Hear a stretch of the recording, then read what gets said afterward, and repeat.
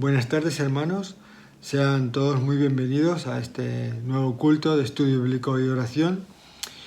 Vamos a orar para ponerlo en las manos del Señor. Gracias, Señor, por este culto, por tu provisión, por tu palabra, porque podemos estar juntos, Señor, reunidos, meditando en ti, adorándote, Señor, y aprendiendo de ti. Gracias por lo que tú, Señor, nos has provisto a lo largo de la semana, y te rogamos que dispongas nuestro espíritu, nuestro corazón, para escucharte, para aprender de ti, para humillarnos ante ti y para gozarnos en ti, Señor. Amén. Cuando uno escucha la palabra, siempre es bueno meditarla, ¿no? Y reflexionar sobre ella. El culto de la semana pasada creo que fue un culto importante, en el que se nos hablaba de que si teníamos el poder de reinventarnos. Yo le estuve dando vueltas a todo esto y estuve meditando sobre Gálatas 22 en adelante, que habla sobre vivir en el Espíritu. Y esa sería nuestra reinvención, ¿verdad? El vivir en el Espíritu. Y dice lo siguiente: mas el fruto del Espíritu es amor, gozo, paz, paciencia, benignidad, bondad, fe, mansedumbre, templanza. Contra tales cosas no hay ley. Pero los que son de Cristo han crucificado a la carne con sus pasiones y deseos. Si vivimos por el Espíritu, andemos también por el Espíritu. No nos hagamos vanagloriosos, irritándonos unos a otros, envidiándonos unos a otros. Y claro, se me ocurrió ir a mirar lo que significaba cada uno de estas palabras que vienen a definir lo que es el fruto del Espíritu, ¿no? Y comentaba que el amor es un amor incondicional y sacrificial, que el gozo es una alegría profunda que va más allá de las circunstancias por las que estamos pasando. La paz viene a ser como el sosiego y la serenidad en mitad de un mundo agitado, en mitad de la agitación exterior. La paciencia, la capacidad para soportar dificultades y soportarlas con calma y con esperanza. La benignidad y la bondad nos hablan de ser amables. Eso sería más bien la benignidad, y la bondad es como la benignidad en acción, ¿verdad? La fe, que sería la fidelidad o la lealtad absoluta a Dios. La mansedumbre, que sería la fortaleza bajo control. Es decir, no responder de manera violenta a aquellos que nos están provocando. Y la templanza, que sería el dominio propio de nuestras emociones, nuestros sentimientos. En fin, que uno se da cuenta de que es imposible hacer esto por uno mismo, ¿verdad? Que sin el Señor esto sería imposible y que nosotros no nos podríamos haber reinventado de esta manera. Que solamente el Señor puede hacerlo en nosotros. Pero si nos damos cuenta, cada una de estas características tiene que ver con un punto de sufrimiento y dificultad en nuestras vidas. Y curiosamente, muchas veces cuando nosotros pensamos en seguir al Señor, pensamos, bueno, y que el Señor me va a librar de dificultades, quiero tener una vida cómoda, una vida con paz a mi alrededor, mis finanzas que estén bien, que todo sea como un mar en calma y maravilloso. Pero lo cierto es que no es así y no va a ser así, porque todas estas características nos hablan de que tenemos que pasar por dificultades para que el fruto del Señor, para que el fruto del Espíritu se genere en nosotros. Y eso es así.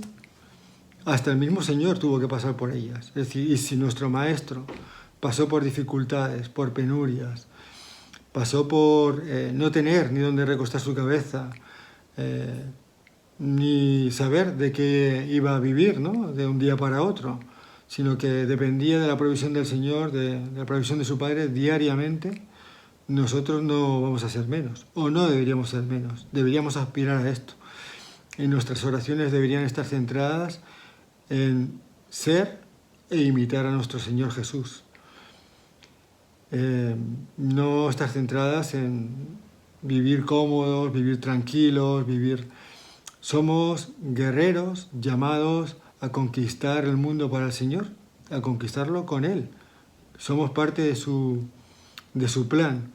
Y nos ha llamado a un mundo que está roto, a un mundo que está pues alejado de Él y perdido, para que lo conquistemos para Él, para que muchos sean llamados y conozcan a nuestro Señor, que sean liberados del orgullo, que sean liberados del egoísmo, de la mentira de Satanás, que sean liberados de buscar riquezas donde no la hay, que sean liberados del pecado, sobre todo, ¿verdad? Pues a esto somos llamados. No somos llamados a vivir tranquilos en nuestra comodidad. Somos llamados a batallar y somos llamados a parecernos a nuestro Señor Jesús.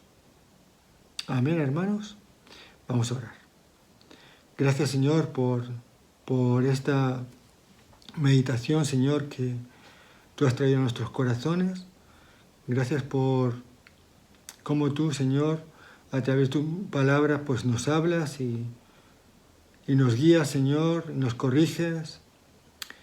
Gracias, Señor, porque en ti podemos estar confiados y seguros. Gracias porque tú eres fiel y tú vas a obrar en nosotros, Señor, la obra que empezaste, Señor, y que sabemos que la vas a acabar, Señor. Gracias porque no somos nosotros, sino que eres tú en nosotros, Señor. Amén. Vamos a continuar ahora con la serie que venimos viendo, en este caso, la búsqueda de santidad.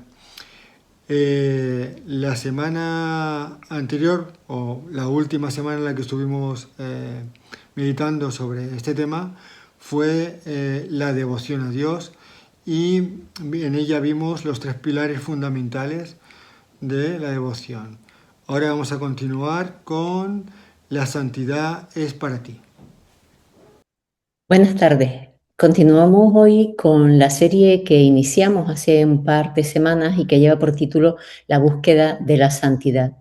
Hasta ahora lo que hemos podido ver es que Dios nos capacita y que nos dota de los recursos que son necesarios para que podamos andar en el camino de la santificación. Y hemos dicho también en estas 2 últimas semanas que esos recursos permiten que nos podamos entrenar en la piedad, que es una actitud personal hacia Dios que se traduce en una vida que se caracteriza por el temor a Dios, el amor a Dios y el deseo de Dios. Estudiamos cada uno de estos aspectos, de los rasgos característicos de una vida entregada a Dios y que son el resultado de conocer a aquel en quien hemos creído, el resultado de conocer a Cristo, ¿verdad?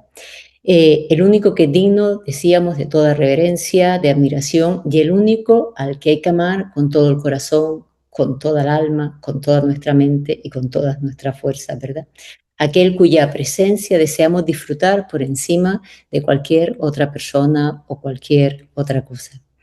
Es este Dios imponente el que nos ha mandado explícitamente que seamos santos porque Él lo es lo que le agrada y es lo que es conforme a su naturaleza, pero también porque eso nos puede dar una vida plena, una vida llena de paz y alegría, que es lo que Dios quiere para nosotros, ¿verdad?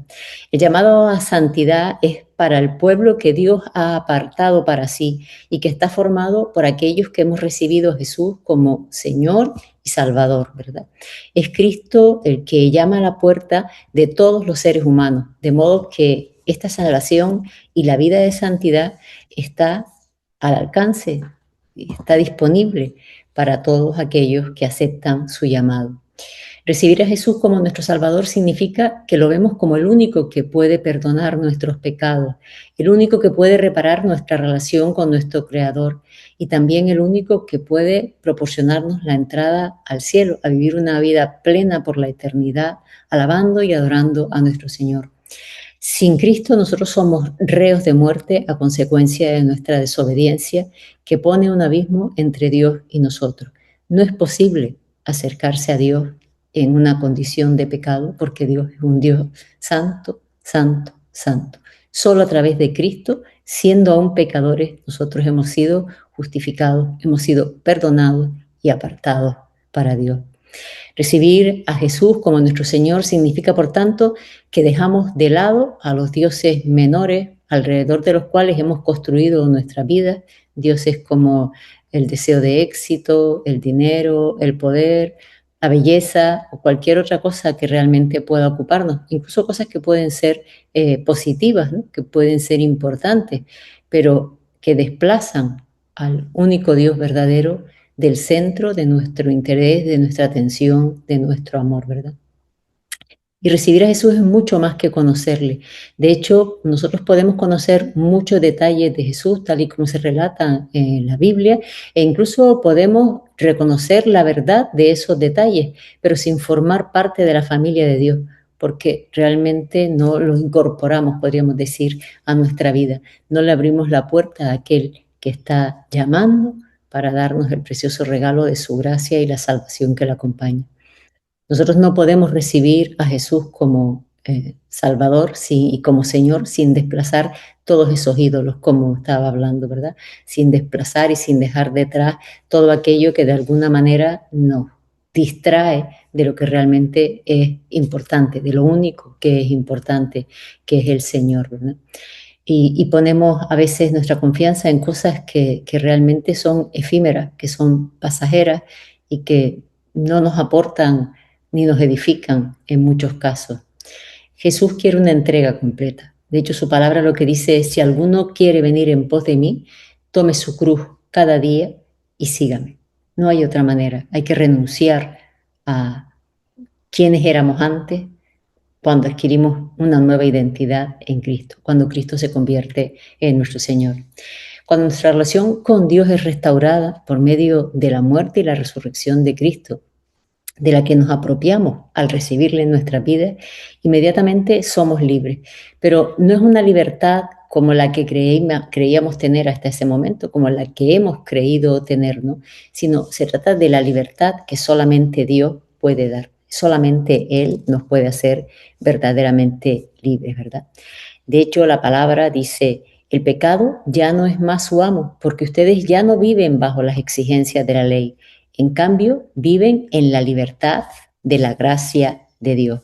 Esto es lo que escribe el apóstol Pablo en su carta a los Romanos en el capítulo 6, versículo 14. Y lo que dice Pablo aquí es lo que Jesús hizo por nosotros, que es lo que hace posible nuestra salvación. Nuestra salvación no está en absoluto en nuestras manos, de modo que nos tengamos que afanar inútilmente sin conseguir el objetivo cada día en cumplir todos y cada uno de los mandamientos que Dios ha dado. Eso es imposible para cualquier ser humano. En cualquier momento vamos a fracasar en nuestro intento. Incluso por mucho que pudiéramos avanzar en ese camino, finalmente seríamos derrotados. Solamente a través de Cristo, solo por la gracia y la misericordia de Dios, ¿verdad? Porque solo Jesús cumplió con toda la ley de Dios y aún así se entregó a la muerte para que nosotros, que eran los que merecíamos pagar el castigo por nuestros pecados, pudiéramos tener una nueva vida ya libre de condena, ¿verdad? Esa libertad que ahora tenemos, de la que ahora disfrutamos aquellos que hemos puesto nuestra confianza en Cristo, hace que nuestro temor de Dios, nuestro amor a Dios y nuestro deseo de agradar a Dios y de estar en su presencia nos lleven también a anhelar con todo nuestro corazón, con todo nuestro ser, con todo lo que somos, obedecerle en cada área de nuestra vida. Porque entendemos que toda ella le pertenece, que ya no somos más nuestros, que Él nos ha comprado al precio de la sangre de Cristo, ¿verdad? Ese es el precio que se tuvo que pagar. Y Dios mismo nos capacita para la obediencia por medio de su Espíritu Santo y nos promete completar la obra que inició en nosotros. Y sabemos que las promesas de Dios son sí y amén. Tenemos al Espíritu Santo para guiar nuestra vida y tenemos la promesa de Dios que dice que Él seguirá trabajando en nosotros hasta el día de Cristo Jesús, hasta que esa obra sea completada, ¿no? Sin embargo, puede suceder que a pesar de que sabemos que las promesas de Dios son todas verdaderas, igual en algún momento nos puede costar creer las palabras que le dirige Pablo a los cristianos de Roma, esa libertad que tienen del pecado, eso de que el pecado ya no es más nuestro amo, especialmente si consideramos cómo son nuestras vidas a la luz de lo que Dios quiere de y para nosotros. Quizás en muchos momentos nos podemos haber sentido derrotados en nuestra lucha por mantener nuestra obediencia a Dios, ¿verdad? Quizás en alguna ocasión podemos haber pensado que jamás podremos vencer esa tentación o esa concupiscencia que con tanta frecuencia nos asedia, ¿no? O quizás nuestro brusco temperamento o cualquier otra cosa, ¿no? Cualquier otro tipo de pecado persistente. Sentimos que no somos capaces de hacer. Y nuevamente lo que estamos haciendo es volviéndonos esclavos de la ley, ¿verdad? Estamos tratando de controlar por nosotros mismos algo que solamente Dios puede hacer. Eso no quiere decir, como hemos repetido también en las semanas anteriores, que nosotros no seamos responsables y que por tanto tengamos que ser activos en esa búsqueda de la santificación. Precisamente por eso estamos hablando de eso, ¿no? Para tratar de animarnos y de aprender y de encontrar formas de andar en ese camino, ¿no? La experiencia de cada persona que ha conocido a Jesús y que le ha recibido como Salvador y Señor es ese anhelo profundo de vivir una vida de obediencia, como estábamos diciendo, ¿no? El deseo de querer parecernos cada vez más a Él. Pero no se trata solamente de lo que nosotros deseamos, sino de lo que Dios quiere de nosotros. Efesios 4 dice, ya que han oído sobre Jesús y han conocido la verdad que procede de Él, desháganse de su vieja naturaleza pecaminosa y de su antigua manera de vivir, que está corrompida por la sensualidad y el engaño. En cambio, dejen que el Espíritu les renueve los pensamientos y las actitudes. Pónganse la nueva naturaleza creada para ser a la semejanza de Dios, quien es verdaderamente justo y santo. Si nos fijamos en el modo en que está redactado este trozo de Efesios, estas palabras de Pablo, no es una invitación o una sugerencia, no se nos dice si les parece bien, si lo consideran oportuno, ¿no? O sea, realmente hay un mandato claro y específico. Desháganse de su vieja naturaleza pecaminosa y de su antigua manera de vivir. De la naturaleza pecaminosa, aquello que nos mueve, y del estilo de vida que llegaban, ¿no? Esas tendencias que están en nosotros, aquellos hábitos pecaminosos que habíamos aprendido a base de repetirlos en nuestra vida antes de tener a Cristo, habían configurado un estilo de vida. Nos comportábamos siempre de acuerdo a esos hábitos que son adquiridos. Y ahora lo que se nos dice, tienen que cambiar el estilo de vida, pero no pueden cambiar el estilo de vida si ustedes no se deshacen de esos hábitos. Tienen que adquirir los nuevos hábitos que por medio del Espíritu Santo van a llegar a su vida. El Espíritu Santo va a permitir que ustedes renueven su pensamiento, que empiecen a pensar de otra manera, que puedan adquirir nuevos hábitos y por tanto desarrollen nuevas actitudes y que eso configure un estilo de vida que a lo que se dirige es a la santificación de cada persona que es hija de Dios, a vivir como Dios quiere que vivamos, ¿no? Y sigue diciendo después en Efesios 5, el apóstol Pablo, dice, por lo tanto, imiten a Dios en todo lo que hagan, porque ustedes son sus hijos queridos. Vivan una vida llena de amor, siguiendo el ejemplo de Cristo. Él nos amó y se ofreció a sí mismo como sacrificio por nosotros, como aroma agradable a Dios. Cualquiera que sea nuestro problema con el pecado, la Biblia tiene la respuesta y nos dice que hay esperanza para nosotros, que no estamos solos en nuestras luchas. Pero aún hay más. La palabra nos enseña que cuando entregamos nuestra vida a Cristo, se nos da una nueva identidad, la de hijo amado del Dios de los cielos. Ya no somos huérfanos, somos hijos de nuestro Padre Celestial. Nosotros antes éramos hijos de la ira y del pecado. Es lo que nos dice Efesios 2 también, ¿verdad? Pero por medio de Jesús hemos recibido la misericordia y la gracia de parte de Dios. Eso nos da seguridad y sentido de pertenencia. Nuestra nueva identidad nos da un concepto correcto de nosotros mismos y nos permite reconocer realmente quiénes somos y ver los fallos, los errores, ¿verdad? Al tiempo que nos hace estar dispuestos a dejar que el Espíritu Santo obre para transformar nuestra vida. Es lo que más profundamente podemos desear como hijos de Dios. Así que, revestidos de Cristo y como hijos amados de Dios, podemos andar por la vida erguidos, no encorvados, ¿verdad? Por el peso del pecado y la vergüenza. Erguidos, pero no por orgullo, sino porque ya no tenemos que demostrar nuestra capacidad para vencer por nosotros mismos ese pecado, porque ya no tenemos que demostrar nuestra valía, sino que lo que tiene valor es el sacrificio de Jesús en la cruz. Por medio de ese sacrificio nos ha reconciliado con Dios y Él nos ama y nos acepta. Es algo tan importante pensar que tenemos que vivir en victoria y vivimos en victoria porque ya Cristo venció. Es cierto que el pecado nos entristece, que el pecado nos pone en una situación de abatimiento, pero frente a eso, la única respuesta también es llegar delante de ese Dios de gracia que entregó a su Hijo por nosotros, ¿verdad? Y pedir perdón. El apóstol Juan dice, si confesamos nuestros pecados, Él es fiel y justo para perdonarnos. Dios conoce nuestros corazones y lo que espera de nosotros cuando caemos, cuando tropezamos, cuando pecamos, es un arrepentimiento sincero y una confesión también sincera a Él, que ya lo sabe, pero quiere que nos acerquemos para que podamos nosotros también entender cuál es la responsabilidad y la gravedad de eso que hemos hecho, ¿no? De esa desobediencia a Dios. Y el Señor nos perdona. El Señor, una vez llegamos ante Él y confesamos con sinceridad nuestros pecados, sin excusa, es que tengo buenas razones para haber hecho esto, sin excusa. Él es fiel y justo para perdonarnos, porque eso es lo que dice su palabra. Nuestra respuesta ante eso no puede ser otra más que el amor y la gratitud, ¿no? Junto con un profundo deseo de darle gloria justamente también por medio de la obediencia, como hizo el mismo Jesús, ¿no? Y ese primer paso para hacer eso es llevando vidas santas, ¿no? Buscando activamente la santidad en nuestra vida.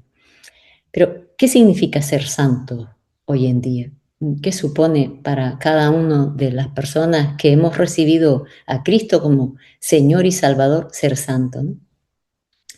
Realmente no hay grandes diferencias entre la santidad que Dios le pidió al pueblo de Israel cuando lo escogió para que se diferenciaran de las demás naciones, dándole reglamentos específicos para gobernar sus vidas, porque Dios quería que el mundo viera que ese pueblo que le pertenecía vivía de otra forma, ¿no? Que había una forma de vivir que es conforme a la justicia de Dios, que es santa, que es buena, que es perfecta, ¿no? Y también nosotros, los cristianos de hoy en día, somos llamados a vivir según las normas de Dios, no las normas del mundo. No somos llamados a ser perfectos, y esto es importante que lo tengamos en cuenta. No somos llamados al cumplimiento estricto con nuestras propias fuerzas. Estamos llamados a poner en nosotros el deseo y la actitud y la actividad necesaria para que podamos obedecer a Dios con la guía del Espíritu Santo, pero sabiendo que Dios nos va a ayudar en todo ese proceso, que no estamos solos, que no dependemos de nosotros mismos, ¿verdad? Es verdad que la palabra santo o santa es una palabra bastante denostada y especialmente en los tiempos que corren, ¿no? Salvo para las esculturas que sacan en procesión, ¿no? Que muchas veces no tienen que ver tanto con una fe o un fervor religioso, sino más bien un interés cultural, ¿no? Pero cuando se aplica la palabra santo o santa a una persona de carne y hueso, salvo alguna excepción, suele tener connotaciones negativas por regla general. Por ejemplo, el refranero español y también pues, dichos populares está lleno de este tipo de connotaciones. Por ejemplo, alguien que se hace el santo es alguien que realmente no es así. O sea, es una persona que aparenta ser una cosa y después por detrás es lo más perverso que pueda haber, podríamos decir, ¿verdad? Quedarse para vestir santos es quedarse sea sobre todo de las mujeres, ¿verdad? Una mujer que no se casaba cuando llegaba a cierta edad se decía que se quedaba para vestir a los santos. Es un modo de decir, bueno, su vida no tiene más valor que vincularse a un ritual religioso determinado, ¿no? O también otra expresión que dice, entre santa y santo pared de cal y canto, ¿no? Que es también una falsa actitud moral. Ni santo ni diablo, santo de pajares, come santos, o sea, podemos encontrar todo tipo de expresiones, ¿no? Pero no hace falta acudir al refranero español para entender que la santidad no es algo que esté de moda, ¿no? Al contrario que la espiritualidad, porque nosotros somos animados constantemente a ser como el resto de las personas, a hacer las mismas cosas que todo el mundo hace y a pensar como todos piensan, bien de modo directo o bien por medio del rechazo que podemos percibir o que igualmente de manera directa nos pueden manifestar cuando llevamos vidas que buscan obedecer a Dios y que quizás no se acomodan, quizás no, y que no se acomodan a las corrientes de pensamiento y valores de la sociedad en la que vivimos. Definitivamente el cristianismo es contracultural, es absolutamente contracultural, no tiene nada que ver con lo que de alguna forma el mundo nos ofrece hoy en día. Un ejemplo puede resultar bastante sencillo. El otro día escuchaba un programa en televisión y había una persona que estaba siendo entrevistada y mencionaba OnlyFans. OnlyFans es un lugar de pornografía soft, podríamos decir, ¿verdad? Pero no deja de ser eso. Lo que pasa es que se ha naturalizado hasta un punto que realmente se considera como algo, pues, normal, no pasa nada. No, muchas veces incluso las personas que participan en ese lugar son personas comunes y corrientes, no son actores y actrices necesariamente, ¿verdad? Así que hasta ese punto se ha llegado, ¿no? Se ha llegado a normalizar todo, cualquier cosa tiene que ser normal y cada uno es libre de hacer lo que le dé la gana. Es un poco lo que sucedía en el libro de los jueces, ¿verdad? Cada uno hacía como bien le parecía. Y entonces, como ahora, eso tiene consecuencias. Estamos desobedeciendo a Dios, ¿verdad? Pero además tiene consecuencias, incluso aunque no creas en Dios, tiene consecuencias también negativas para tu vida. Va a generar en algún momento algún tipo de problema. Y desde luego, sobre todo, el principal es que no te va a dar la felicidad, no va a terminar por darle plenitud a tu vida, no va a permitir que vivas una vida plena de esa manera, ¿verdad? Así que nosotros lo que pensamos es que la santidad es obediencia a Dios, pero también es cierto que a veces nuestras ideas de cómo ser santos están equivocadas. A veces nuestras ideas, las ideas de los cristianos están equivocadas, ¿no? Nos llenamos de prohibiciones y normas que nada tienen que ver con la gracia que Dios ha derramado sobre nuestras vidas, ¿no? Y nos convertimos en personas religiosas, ¿no? Como lo eran los fariseos de los que habla la Biblia, ¿no? O buscamos una perfección inalcanzable que nos lleva a la convicción errónea de que somos perfectos y mejores que los demás, nos llena de orgullo, o por el contrario nos coloca en la deprimente sensación de derrota y desaliento y nos vemos como seres miserables porque nunca vamos a ser capaces de acabar de manera definitiva con nuestros pecados, nunca vamos a ser capaces de alcanzar nuestra santidad, ¿verdad? Esa santidad que Cristo, que Dios quiere para nosotros. Y olvidamos así la obra que Cristo hizo en la cruz por nosotros. No depende de nuestra fuerza. Nuestros fracasos tienen que ser llevados también a los pies de la cruz de Cristo, ¿verdad? Una cosa y la otra. Nuestra identidad está en Cristo. Nuestra vida está escondida en Cristo, en la obra que Él hizo en la cruz, en su resurrección. Por eso nosotros somos hijos amados de Dios. Y Dios va a completar su trabajo. Dios va a completar la obra que empezó en nosotros, que somos ahora nuevas criaturas, ¿verdad? La santidad tiene que ver con la devoción a Dios, decíamos la pasada semana, tiene que ver con el estar consagrados a Él, con buscar la dirección y la ayuda del Espíritu Santo, que recibimos cuando ponemos nuestra confianza en Jesús y en lo que Él hizo por nosotros, ¿verdad? Cada cristiano tiene al Espíritu Santo morando dentro de sí. La búsqueda de santidad es la respuesta de obediencia de un corazón que rebosa de gratitud por el perdón inmerecido de sus pecados, ¿verdad? Y por la nueva forma de vida que recibimos. El deseo ferviente de agradar a Dios que nos ama por completo y eternamente. Es un amor que no falla, que no cesa, que no mengua, sino todo lo contrario, ¿verdad? Vivir una vida santa es vivir contracorriente, como decía antes. Es una vida contracultural, porque consiste en andar conforme a lo que Dios nos pide, tal y como se refleja en la vida, en la Biblia, en lugar de dejarnos llevar por las corrientes de pensamiento y las consideraciones éticas de la sociedad actual. Y además hacerlo por las razones correctas, hacerlo por devoción a Dios, no porque queramos presentarnos como buenos, ¿no? Porque pensemos de nosotros que somos estupendos, sino porque realmente ese Dios que me rescató, ese Dios que me dio libertad, ese Dios que por medio de Cristo me reconcilió con Él, ese Dios que me promete y me da una vida plena y me da vida eterna, merece completamente mi devoción, merece completamente mi obediencia. En ningún otro lugar voy a encontrar alegría, de ninguna otra forma voy a llegar a la plenitud de vida si no es obedeciendo a Dios, ¿no? Quizás ahora mismo estemos pensando, bueno, realmente mi deseo es agradar a Dios, pero si es así, ¿por qué sigo lidiando todavía con el pecado en mi vida, ¿no? En Romanos 7, el apóstol Pablo expresa con gran claridad cómo se siente en relación a su lucha con el pecado. Y yo creo que cada cristiano se puede sentir identificado con sus palabras.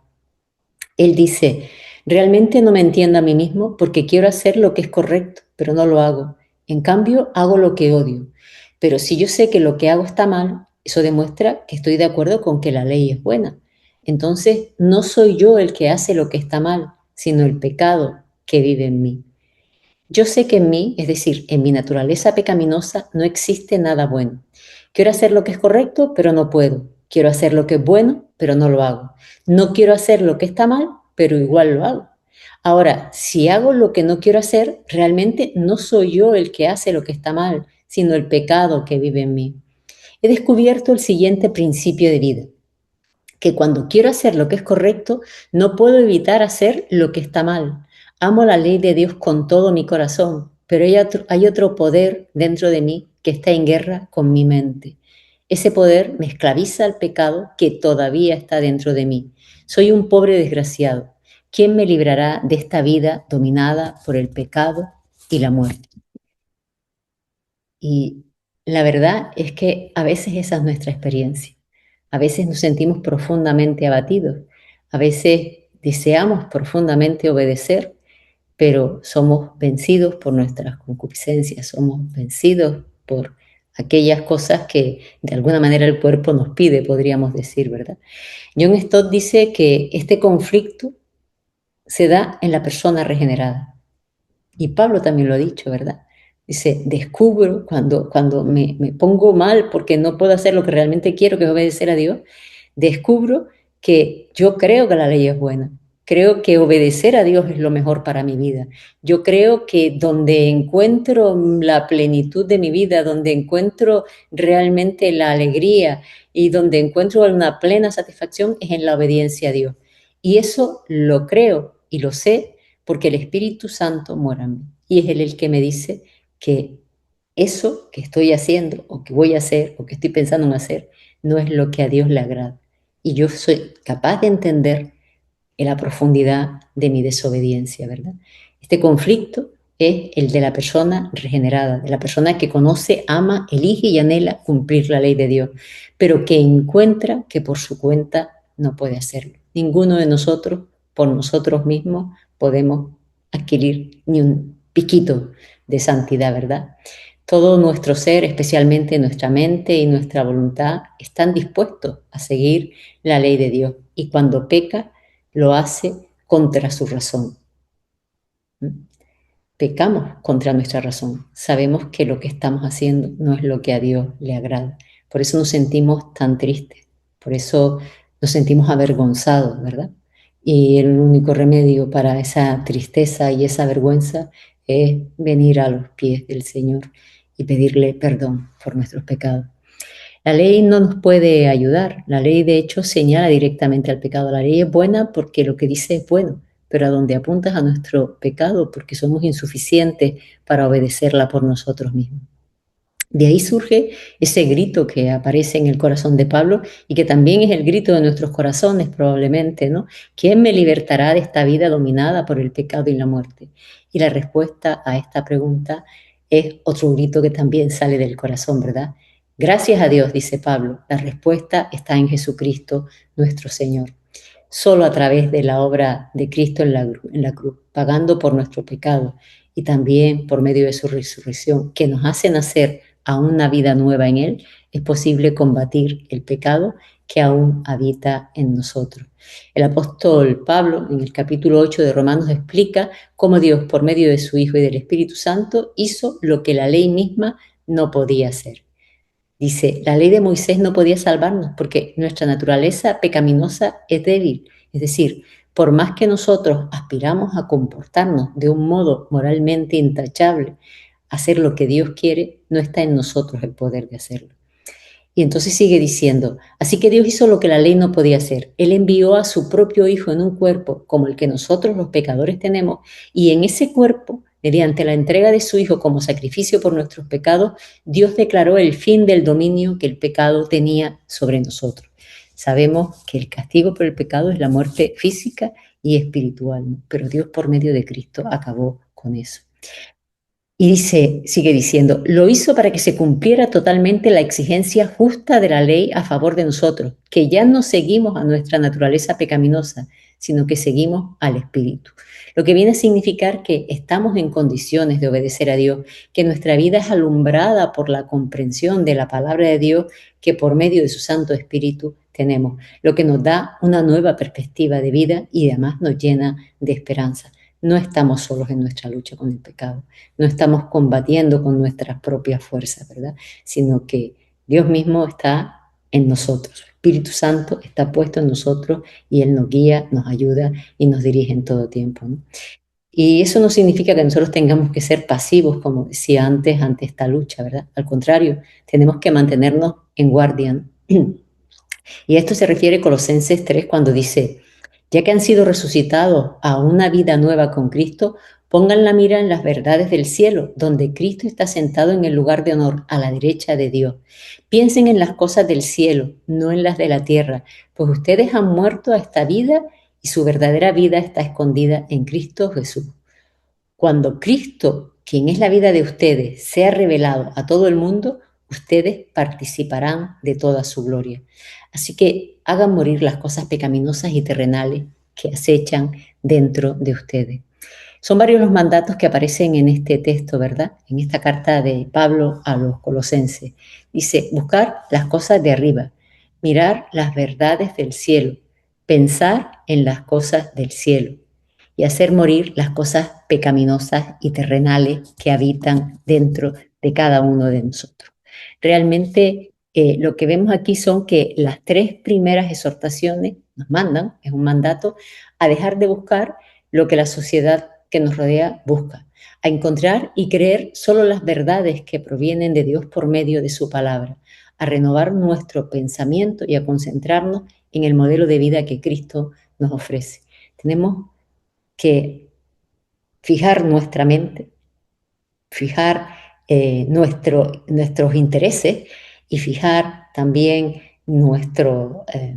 la búsqueda de un modelo exclusivamente en Cristo, ¿no? Y la cuarta exhortación tiene que ver con trabajar, ¿no? Con la ayuda del Espíritu Santo para dejar detrás todo el pecado y los apegos materiales a lo que sea, al dinero, al poder, a los placeres, incluso a veces un exceso de fervor, podríamos decir hasta por la familia, puede ser un modo de distraernos de lo que realmente es central en nuestra vida, que es nuestro Señor Jesucristo, ¿verdad? Recordemos que somos hijos amados de Dios, ¿no? Que nuestro Padre Celestial desea eh, tener tiempo, comunión con nosotros, ¿no? O sea, que podamos de alguna manera cada día parecernos más a Él, ¿no? Que no haya nada que nos desvíe, que saquemos esas cosas que nos desvíen, que por más que las cosas no puedan ser en sí mismas negativas, o incluso podríamos decir que malas, ¿verdad? También tenemos que tener discernimiento y ver cuánto tiempo nos ocupamos en cosas que no son importantes cuando podríamos estar haciendo que nuestras neuronas se conecten de otra manera por medio de la lectura y de concentrarnos en la palabra de Dios, ¿verdad? Así que el Señor nos ayude realmente a poder hacer esto, ¿no? Estamos dispuestos a obedecer esos mandatos, estamos dispuestos a ser corresponsables también en la tarea, en el sentido de caminar como Dios quiere, ¿verdad? Buscar lo que Dios quiere y andar como Dios quiere que andemos, ¿no? Les dejo algunas preguntas para la reflexión también en esta semana. La primera pregunta sería, ¿sabes cuál es tu identidad en Cristo? ¿Quién soy yo en Cristo, ¿no? ¿Quién eres tú en Cristo? ¿Te da seguridad saber quién eres en Cristo? ¿Te da la confianza plena de saber que ese Dios que te llama a santidad no te ha dejado solo? Ora en relación a esto y da gracias a Dios por su amor y su misericordia. ¿Y cómo es tu andar en santidad? ¿Cómo vives cada día? ¿Vives encorvado, abrumado por la culpa, abrumado por la vergüenza, abrumado todavía por el pecado, ¿verdad? ¿O vives erguido, sabiendo que no estás solo, que el Señor es el que desnuda su brazo en la batalla y combate por ti? Nosotros también somos responsables, ¿verdad? Nosotros también tenemos que esforzarnos, pero no estamos solos. Nuestro Dios pelea por nosotros. Busca en oración la ayuda y la dirección de Dios y dale gracias por todo, por cada cosa que sucede en tu vida, porque de cada cosa Dios que te ama sacará provecho para tu santificación. Que el Señor les bendiga y que tengan ustedes una bonita semana. Pues quisiera dar las gracias a Maeli por este estudio, por la profundidad de pensamiento a la que nos ha llevado, y les invito, y a mí mismo también me invito, a seguir reflexionando, pensando en las implicaciones que tiene todo lo que ella nos ha dicho y todo lo que el Señor nos ha dicho a través de ella. Y quisiera también pues despedir el culto con una oración y desearles que tengan una semana muy bendecida y vernos el domingo con alegría y con gozo todos. Señor y Padre, gracias por este estudio, por tus bendiciones, por tus riquezas, Señor. Gracias por cómo tú nos cuidas. Gracias por la familia de la iglesia y por el gozo que supone estar contigo, Señor, y meditar en tu palabra y aprender de ti, Señor. Amén.